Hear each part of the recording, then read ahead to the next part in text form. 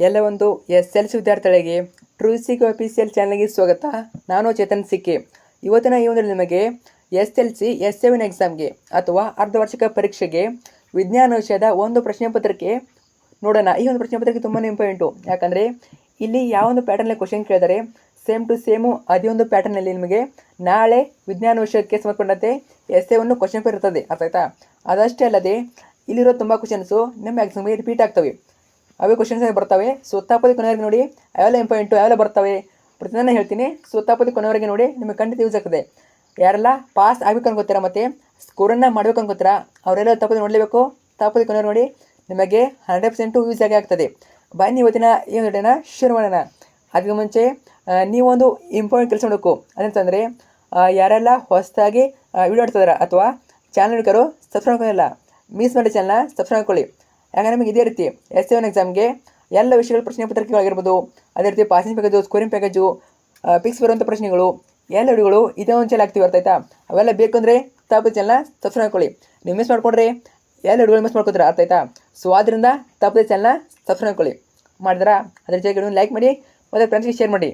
ಯಾರೆಲ್ಲ ಫ್ರೆಂಡ್ಸ್ ಅವ್ರ ಬಗ್ಗೆ 10th ಖಂಡಿತ ಅವ್ರಿಗೆ ಶೇರ್ ಮಾಡಿ. ಓಕೆ, ಬನ್ನಿ ಇವತ್ತಿನ ಈ ಒಂದು ದಿನ ಶುರು ಮಾಡೋಣ. ಮೊದಲಾಗಿ 2025 ಮತ್ತು 26ನೇ ಸಾಲಿನ ಸಂಕಲನಾತ್ಮಕ ಮೌಲ್ಯಮಾಪನ 1 ತರಗತಿ 10ನೇ ತರಗತಿ ವಿಷಯ ವಿಜ್ಞಾನ ಅಂಕಗಳು 80. ಮೊದಲಾಗಿ ವಿಭಾಗ ಎಲ್ಲಿ ಭೌತ ವಿಜ್ಞಾನ ಇರ್ತದೆ. ನಿಮಗೆ ಕ್ವಶನ್ ಪೇಪರು ವಿಭಾಗ ಎ, ವಿಭಾಗ ಬಿ, ವಿಭಾಗ ಬಿ ಅಂತ 3 ವಿಭಾಗ ಮಾಡ್ತಾರೆ. ಅರ್ಥ ಆಯ್ತಾ? ಸೊ ವಿಭಾಗ ಎಲ್ಲಿ ಭೌತ ವಿಜ್ಞಾನ ಇರ್ತದೆ, ವಿಭಾಗ ಬಿಯಲ್ಲಿ ರಸಾಯನ ವಿಜ್ಞಾನ ಇರ್ತದೆ, ಇನ್ನು ವಿಭಾಗ ಸಿಯಲ್ಲಿ ಜೀವ ವಿಜ್ಞಾನ ಇರ್ತದೆ. ಅರ್ಥ ಆಯ್ತಾ? ಸೊ ಈ ರೀತಿ ಕ್ವಶನ್ ಪೇಪರ್ ಪ್ಯಾಟರ್ನು ಇರ್ತದೆ. ಮೊದಲಾಗಿ ತುಂಬ ಜನ ಕೇಳ್ತೀರಾ ಆನ್ಸರ್ ಅಂತ. ಸೊ ಈ ಒಂದು ಆನ್ಸರ್ ಕೊಡೋದಿಲ್ಲ. ಅರ್ಥ ಆಯ್ತಾ? ಆನ್ಸರು ಗ್ರೂಪಲ್ಲಿ ಹಾಕಿರ್ತೀವಿ. ಜಾಯ್ನ್ ಆಗಿ, ಇನ್ನು ಕೂಡ ಯಾರು ಜಾಯ್ನ್ ಆಗಿಲ್ಲ, ವಾಟ್ಸಪ್ ಚಾನಲ್ ಮತ್ತು ಟೆಲಿಗ್ರಾಮ್ ಗ್ರೂಪು ಎರಡಲ್ಲೂ ಕೂಡ ಹಾಕಿರ್ತೀವಿ. ಸೊ ಜಾಯ್ನ್ ಆಗಿ, ಲಿಂಕು ಕೆಳಗಡೆ ಇರ್ತದೆ, ವಿಡಿಯೋ ಕೆಳಗಡೆ ಲಿಂಕ್ ಇರ್ತದೆ, ಅಲ್ಲಿಂದ ಜಾಯ್ನ್ ಆಗಿ. ಮತ್ತು ಇದಷ್ಟೇ ಅಲ್ಲ, ಇನ್ನೂ ಕೂಡ ವಿಜ್ಞಾನ ಮೇಲೆ ನಿಮಗೆ 2 ವಿಡಿಯೋ ಬರ್ತವೆ, 2 ಕ್ವಶನ್ ಬರ್ತವೆ. ಅಲ್ಲಿ ನಿಮಗೆ ಇನ್ ಡೀಟೇಲಾಗಿ ಹೇಳ್ತೀನಿ, ನಿಮಗೆ ವಿತ್ ಆನ್ಸರ್ ಹೇಳ್ತೀನಿ ಯಾವ ರೀತಿ ಬರ್ತವೆ ಏನು ಅಂತ. ಸೊ ಈ ಒಂದು ವಿಡಿಯೋದಲ್ಲಿ ಜಸ್ಟ್ ಪ್ಯಾಟರ್ನ್ ನೋಡ್ಕೊಳ್ಳಿ, ಪ್ಯಾಟರ್ನ್ ಮತ್ತು ಕ್ವಶನ್ ನೋಡ್ಕೊಳ್ಳಿ, ನಿಮಗೆ ಖಂಡಿತ ಯೂಸ್ ಆಗ್ತದೆ. ಮತ್ತು ಹೇಳ್ತೀನಿ ನಿಮಗೆ ಯಾವ ಕ್ವಶನ್ ಬರ್ತವೆ ಅಂತ. ಮೊದಲಾಗಿ ಭಾಗ ಎ ಭೌತ ವಿಜ್ಞಾನ 1ನೇ ಬಹುವಾಕ್ಯ ಪ್ರಶ್ನೆಗಳು 3 ಇರ್ತವೆ. ಬಹುವಾಕ್ಯ ಪ್ರಶ್ನೆಗಳು 3 ಇರ್ತವೆ. ಕ್ವಶನ್ ನಂಬರ್ 1 ನೋಡಿ. ವಿದ್ಯುತ್ ಪ್ರವಾಹವಿರುವ ಉದ್ದವಾದ ನೇರ ಸೊಲೆನಾಯ್ಡ್ ಒಳಭಾಗದಲ್ಲಿರುವ ಕಾಂತಕ್ಷೇತ್ರವು ಏನಾಗ್ಬೋದು? ಆಪ್ಷನ್ ಅ ಎಲ್ಲ ಬಿಂದುಗಳಲ್ಲಿ ಸಮನಾಗಿರುತ್ತವೆ, ಆ 0 ಆಗಿರುತ್ತದೆ, ಈ ವಿಭಿನ್ನವಾಗಿರುತ್ತದೆ, ಈ ಸ್ವಲ್ಪ ಕಡಿಮೆ. ವಿಭಿನ್ನವಾಗಿರುತ್ತದೆ ಅಥವಾ ಸ್ವಲ್ಪ ಕಡಿಮೆ ಯಾವುದಾಗ್ಬೋದು? ಸೊ ಕಮೆಂಟ್ ಮಾಡಿ. ಇನ್ನು ಪ್ರಶ್ನೆ 2. ವಿದ್ಯುತ್ ಪ್ರವಾಹದ ಅಂತಾರಾಷ್ಟ್ರೀಯ ಏಕಮಾನ ಯಾವುದು? ಅ ಕೂಲಂ, ಆ ವೋಲ್ಟ್, ಈ ಆಂಪಿಯರ್, ಈ ವ್ಯಾಟ್. ಇನ್ನು ಪ್ರಶ್ನೆ 3. ಫ್ಲೇಮಿಂಗ್ನ ಎಡಗೈ ನಿಯಮದಲ್ಲಿ ಮಧ್ಯದ ಬೆರಳು ಸೂಚಿಸುವುದು? ಅ ಆಗ್ತದ, ಆ ಆಗ್ತದ, ಈ ಆಗ್ತದ ಮತ್ತು ಈ ಆಗ್ತದ. ಸೊ ಕಮೆಂಟ್ ಮಾಡಿ, ಈ 3 ಕಮೆಂಟ್ ಮಾಡಿ, ನೋಡೋಣ ಎಷ್ಟು ಜನ ಕರೆಕ್ಟಾಗಿ ಕಮೆಂಟ್ ಮಾಡ್ತಾರಂತ. ಸೊ ಆನ್ಸರು ಸಾಧ್ಯ ಆದರೆ ಪ್ರತಿಯೊಂದು ಆನ್ಸರ್ ಗ್ರೂಪಲ್ಲಿ ಹಾಕಿರ್ತೀವಿ ಅಥವಾ ಮತ್ತೊಂದು ವಿಡಿಯೋದಲ್ಲಿ ಆನ್ಸರ್ ಕೊಡ್ತೀವಿ. ಸೊ ಜಸ್ಟ್ ಕ್ವಶನ್ ಪೇಪರ್ ನೋಡ್ಕೊಳ್ಳಿ, ಆನ್ಸರ್ ಕಮೆಂಟರಿ ಮಾಡಿರ್ತಾರೆ. ಸೊ ಅದನ್ನು ಕೂಡ ಚೆಕ್ ಮಾಡ್ಬೋದು. ಕಮೆಂಟ್ ಮಾಡಿ ಮಲ್ಟಿಪಲ್ಗೆ. ಇನ್ನು ನೆಕ್ಸ್ಟ್ ಬರುವಂಥದ್ದು ನಿಮಗೆ 2ನೇ ಮೆನು. ಕೆಳಗಿನ ಪ್ರಶ್ನೆಗಳಿಗೆ ಒಂದೊಂದು ವಾಕ್ಯದಲ್ಲಿ ಉತ್ತರಿಸಿ. ಇದು ಬಂದ್ಬಿಟ್ಟು ಒಂದೊಂದು ವಾಕ್ಯದಲ್ಲಿ ಅಂದರೆ ಒಂದು ವಾಕ್ಯದ ಪ್ರಶ್ನೆಗಳು, 1 ಅಂಕದ ಪ್ರಶ್ನೆಗಳು 2 ಇರ್ತವೆ. ಟೋಟಲಾಗಿ 2 ಮಾರ್ಕ್ಸು. ನೋಡೋಣ ಯಾವ ರೀತಿ ಕೇಳಿದಾರಂತ. ಸೇಮ್ ಟು ಸೇಮ್ ಇದೇ ಒಂದು ಪ್ಯಾಟರ್ನಲ್ಲಿ ಕ್ವಶನ್ ಪೇಪರ್ ಇರುತ್ತೆ ಅಂತ ಹೇಳಿದ್ನಲ್ಲ. ನೋಡಿ ಈಗ ಯಾವ ರೀತಿ ಕೇಳ್ತಾರಂತ. ಒಂದು ವಿದ್ಯುತ್ ಕೋಶಗಳಲ್ಲಿ ಉಪಯೋಗಿಸುವ ಕೆಳಗಿನ ಘಟಕಗಳ ಚಿಹ್ನೆಯನ್ನು ಬರೆಯಿರಿ. ಪಿಕ್ಸ್ ಕೇಳ್ತಾರೆ, ಪಿಕ್ಸ್ ಕೇಳಿ ಕೇಳ್ತಾರೆ, ನಿಮಗೆ ಚಿಹ್ನೆಗಳನ್ನ ಕೇಳಿ ಕೇಳ್ತಾರೆ. ಯಾವೆಲ್ಲ ಇಂಪಾರ್ಟೆಂಟು? ಎಲ್ಲ ಇಂಪಾರ್ಟೆಂಟು. ನಿಮ್ಮ ಬುಕ್ಕಲ್ಲಿ ಚಾರ್ಟ್ ಇದೆ, ಒಂದು ಚಿಹ್ನೆಗಳ ಚಾರ್ಟ್ ಇದೆ. ಭಾಳ ಅಂದರೆ ಒಂದು 7ರಿಂದ 8 ಇರ್ಬೋದು ಚಿಹ್ನೆಗಳು, ಅಷ್ಟೇ ನೋಡ್ಕೊಳ್ಳಿ. ಅದರಲ್ಲಿ ಒಂದನ್ನು ಪಿಕ್ಸ್ ಕೇಳಿ ಕೇಳ್ತಾರೆ. ಇಲ್ಲಿ 2ನೇ ಕೇಳಿದ್ದಾರೆ, ಅಂದರೆ ಟೋಟಲಾಗಿ 2ಕ್ಕೆ 1 ಮಾರ್ಕ್ಸು. ಏನು ಕೇಳಿದರೆ, ಒಂದು ವಿದ್ಯುತ್ ಕೋಶಗಳ ಸಂಯೋಜನೆ, ಇದರ ಚಿತ್ರ ಬರಬೇಕು. ಚಿತ್ರ ಅಂದರೆ ಏನು ದೊಡ್ಡ ಚಿತ್ರ ಇಲ್ಲವು, ಜಸ್ಟ್ ಸಿಂಬಲ್ ಮಾತ್ರ. ಈಗ ಮತ್ತು ಸಿಂಬಲ್ ಯಾವ ರೀತಿ ಬರೀತೀವಿ ನಾವು ಇಂಗ್ಲೀಷಲ್ಲಿ, ಅದೇ ರೀತಿ ಸಿಂಬಲ್ ಇವೆ. ಬಲ್ಬ್ ಚಿತ್ರವನ್ನು ಬರೀಬೇಕು. ಆಮೇಲೆ ಸೇರ್ಪಡೆ ಇಲ್ಲದೆ ದಾಟಿದ ತಂತಿ.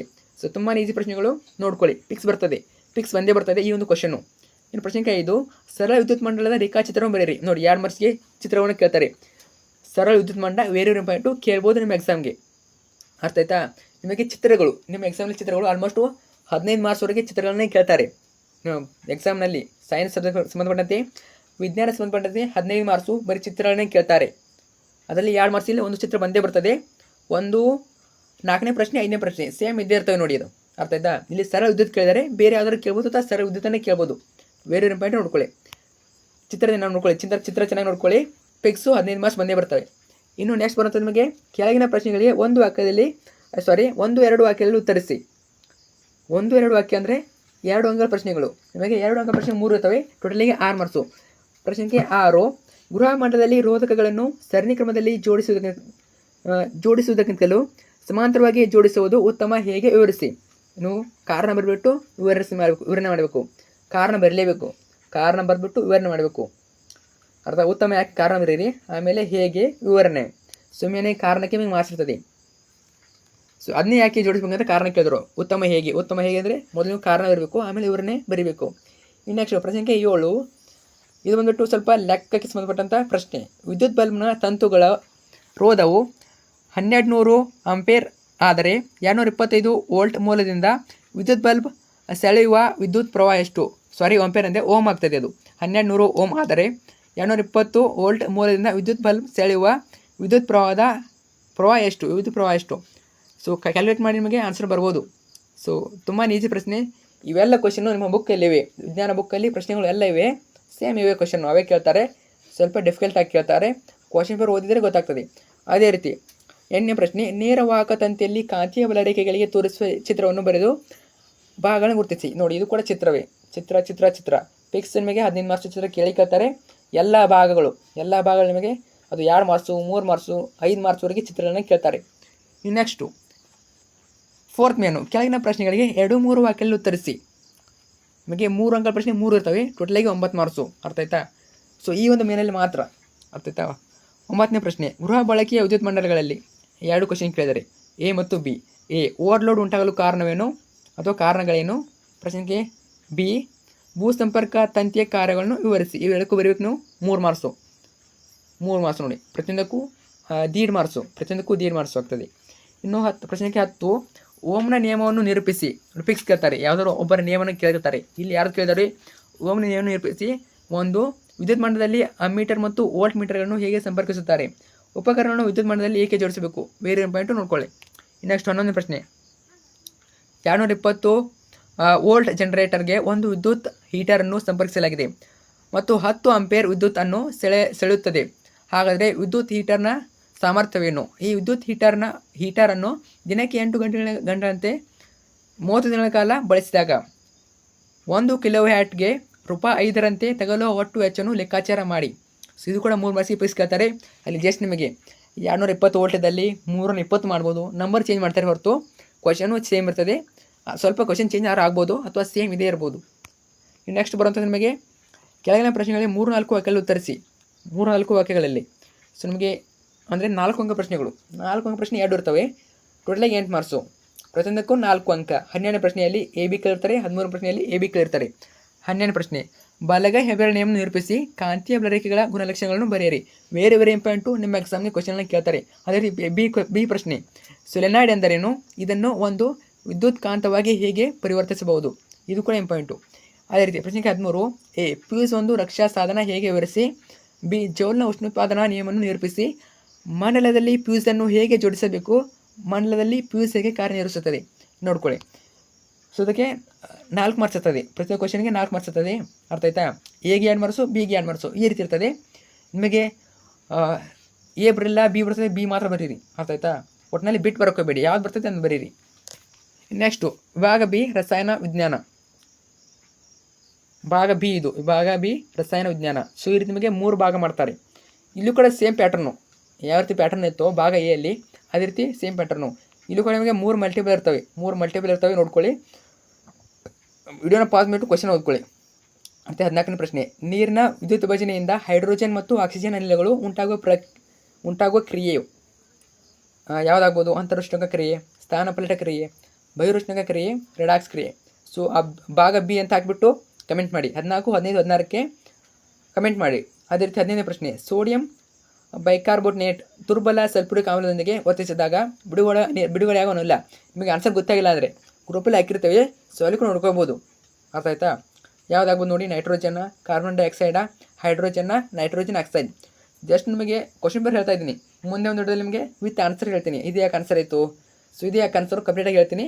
ಜಸ್ಟು ಮೇನಾಗಿ ಕ್ವಶನ್ ಪೇಪರ್ ನೋಡ್ಕೊಳ್ಳಿ. ಈಗ ಆನ್ಸರ್ ನೋಡ್ಕೊಳ್ಳಿ. ಒಟ್ಟಿನಲ್ಲಿ ಬಿಡಿಸ್ಬೇಕು ನೀವು ಆನ್ಸರು. 16ನೇ ಪ್ರಶ್ನೆ, ಚಲೋ ಪಿಡಿ ಅನುಸೂತ್ರ ಯಾವುದಾಗ್ಬೋದು ನೋಡಿ. 1 ಮಾರ್ಕ್ಸಿಗೆ ಅನುಸೂತ್ರ ಕೇಳ್ತಾರೆ ಮಲ್ಟಿಪಲಲ್ಲಿ. ಯಾವುದಾಗ್ಬೋದು ನೋಡಿ.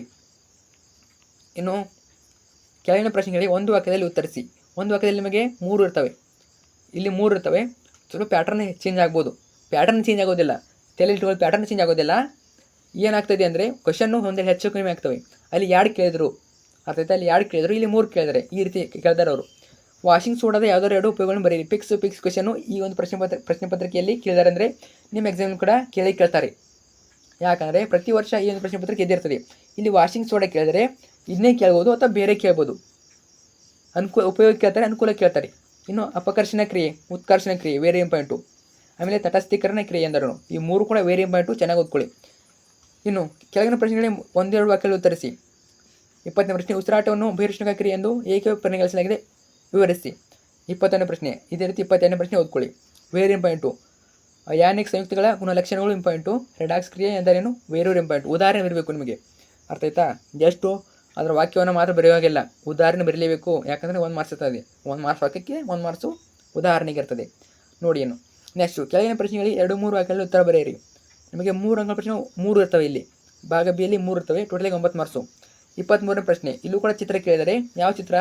ಸಾರಯುಕ್ತ ಸಲ್ಫ್ಯೂರಿಕ್ ಆಮ್ಲದೊಂದಿಗೆ ಸತುವಿನ ಚೂರುಗಳ ವರ್ತಿಸುವ ಚಿತ್ರವನ್ನು ಬರೆದು ಆ ಭಾಗಗಳನ್ನು ಗುರುತಿಸಿ. ನೋಡಿ ಚಿತ್ರ ಹೇಳಿದ್ನಲ್ಲ ನಿಮಗೆ, ಸ್ಟಾರ್ಟಿಂಗಲ್ಲಿ ಹೇಳಿದ್ದೀನಿ 15 ಮಾರ್ಕ್ಸ್ವರೆಗೆ ಚಿತ್ರವನ್ನು ಕೇಳ್ತಾರೆ ಅಂತ. ಸೊ ಚಿತ್ರವನ್ನು ಚೆನ್ನಾಗಿ ನೋಡ್ಕೊಳ್ಳಿ. ಇಲ್ಲಿರುವ ಚಿತ್ರಗಳು ತುಂಬಾ ಇಂಪಾರ್ಟೆಂಟು. ಈ ಒಂದು ಕ್ವಶನ್ ಬರೆಯಲು ಚಿತ್ರಗಳು ಹೆಚ್ಚಾಗಿ ಇಂಪಾರ್ಟೆಂಟು. ಇದನ್ನ ಮೊದಲು ಓದ್ಕೊಂಡ್ಬಿಟ್ಟು ಉಳಿದ 2 ಚಿತ್ರಗಳನ್ನು ಚೆನ್ನಾಗಿ ಓದ್ಕೊಳ್ಳಿ. ಇನ್ನು 24ನೇ ಪ್ರಶ್ನೆ, ಪಿಕ್ಸ್ ಕೇಳ್ತಾರೆ. ಸಮೀಕರಣ ಸರಿದೂಗಿಸಿ. 3 ಮಾರ್ಕ್ಸ್ಗೆ 3 ಸಮೀಕರಣ ಕೊಡ್ತಾರೆ. ನೀವು ಅದನ್ನು ಸರಿದೂಗಿಸಿ ಬರಲೇಬೇಕು. ನಿಮಗೆ 3 ಮಾರ್ಕ್ಸ್ ಸಿಗ್ತದೆ. ನಿಮಗೆ 3 ಬರಲಿಲ್ಲ ಅಂದರೂ ನಿಮಗೆ ಎಷ್ಟು ಬರ್ತದೆ ಅದನ್ನಾದ್ರು ಬಿಡಿಸಿ, ಅರ್ಥ ಆಯ್ತಾ? ಸೊ ಒಟ್ಟಿನಲ್ಲಿ ಬರೋಕೋಬೇಡಿ, ಬಿಟ್ಟು ಬರೋಕೋಬೇಡಿ, ಟ್ರೈ ಆದರೆ ಮಾಡಿ. ಇವೆಲ್ಲ ಬುಕ್ನಲ್ಲಿ ಇರ್ತವೆ, ಬೇರೆ ಯಾವುದು ಹೊಸದನ್ನು ಕೇಳೋದಿಲ್ಲ. ನಿಮ್ಮ ಬುಕ್ಕಲ್ಲಿ ಇರ್ತವೆ ಎಲ್ಲ ಕೂಡ. ಅಷ್ಟನ್ನ ಓದ್ಕೊಳ್ಳಿ ಚೆನ್ನಾಗಿ. ಫೇರ್ ಬರೆದು ಅನ್ಕೋತೀನಿ, ಫೇರಲ್ಲಿ ಇರ್ತವೆ, ಚೆಕ್ ಮಾಡ್ಕೊಳ್ಳಿ. ಮತ್ತು ನಿಮಗೆ ಆನ್ಸರ್ ಕೊಡುವಾಗ ಕೂಡ ಹೇಳ್ತೀನಿ ನಿಮಗೆ ಯಾವ್ದು ಬಿಡಿಸ್ಬೇಕು ಅಂತ. ಕಮೆಂಟುವಿಕೆ ಎಂದರೇನು? 25ನೇ ಪ್ರಶ್ನೆ, ಚಲುವೆ ಪುಡಿ ಉಪಯೋಗಗಳನ್ನು ಬರೆಯಿರಿ. Very important. 2 ಪ್ರಶ್ನೆಗಳು ಕೇಳ್ತಾನೆ ಇರ್ತಾರೆ ಪ್ರತಿ ವರ್ಷ, ಇಂಪಾರ್ಟೆಂಟು, ಓದ್ಕೊಳ್ಳಿ.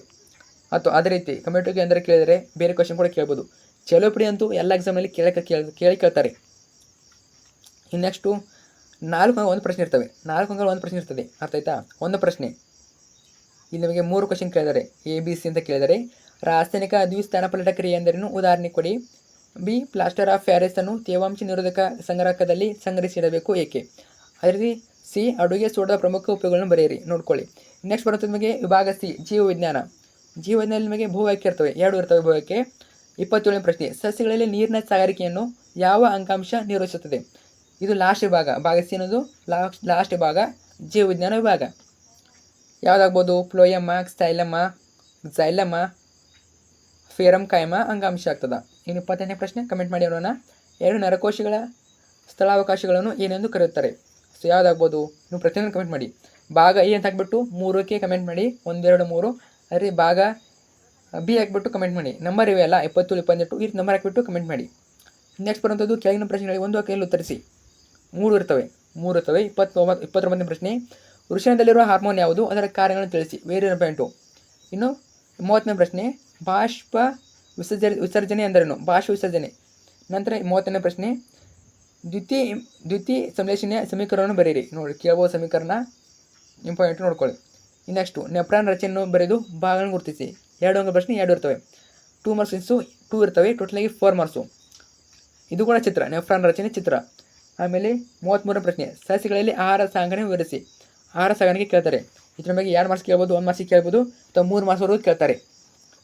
ಇನ್ನು ನೆಕ್ಸ್ಟ್ ಬರ್ತದೆ ನಿಮಗೆ 3 ಮಾರ್ಕ್ಸ್ ಸೆನ್ಸು. ನಿಮಗೆ 3 ಅಂಕ ಪ್ರಶ್ನೆ 3 ಇರ್ತವೆ, ಟೋಟಲಾಗಿ 9 ಮಾರ್ಕ್ಸು. 34ನೇ ಪ್ರಶ್ನೆ, ಮೂತ್ರ ಉತ್ಪಾದನೆಯ ಹಂತಗಳನ್ನು ವಿವರಿಸಿ.